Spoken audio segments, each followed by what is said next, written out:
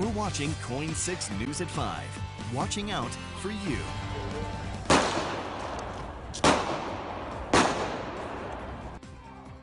Now at 5, a man opens fire into a crowd of protesters in downtown Portland. We'll tell you what that suspect is now charged with. And on the northeast side of the city, more violent political clashes between protesters and counter-protesters. Police say people were seen lighting fireworks, firing paintball guns, and destroying property. A busy weekend in Portland. Thanks for being here on Coin 6 News this morning. I'm Jenny Hansen. And I'm Ken Body. Portland police said they were going to take a hands-off approach to these planned demonstrations.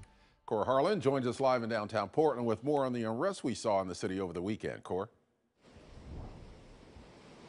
Not real clear how well that went, that hands-off approach. Portland police arrested 65-year-old Gresham resident Dennis Anderson in connection with the downtown shooting that you just heard in that video there. The shooting happened at Southwest 2nd Avenue and Yamhill just before 6 o'clock last night. That was Sunday evening. There were no reports of injuries, but one car may have actually been hit by gunfire.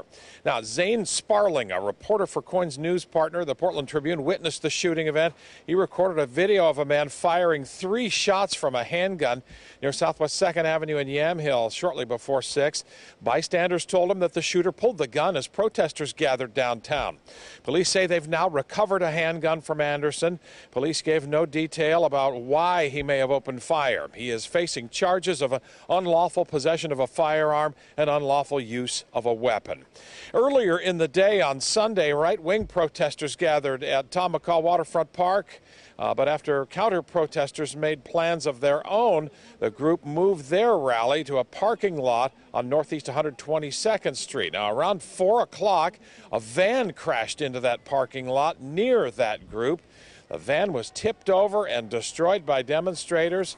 Their demonstrators were said to be setting off fireworks, pepper spray, and paintball guns at each other, and that caused some property destruction with no visible police presence. That is the sort of the term, the big term there, no visible police presence, Jenny and Ken. This is not exactly a Chamber of Commerce weekend, either in downtown Portland or at the scene of where this other incident took place here.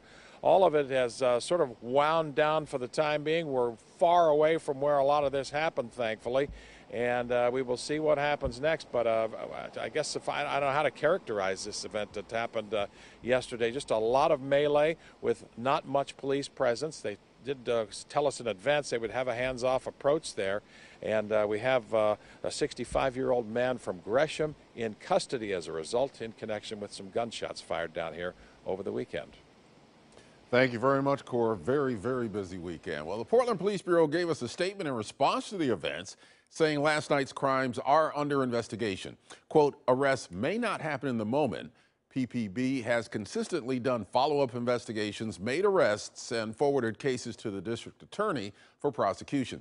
Just because arrests are not made at the scene does not mean that people are not being charged with crimes later. And we did reach out to Mayor Ted Wheeler's office, who told Coin 6 the mayor has been monitoring the situation. His office expressed faith that police would follow up with investigations and refer cases to the district attorney's office for prosecution. Our coverage of the unrest in Portland continues online. To learn more about why demonstrators chose to gather on Sunday, just head to coin.com. All right, coming up on 5:04 right now, I want to get a look at our forecast. And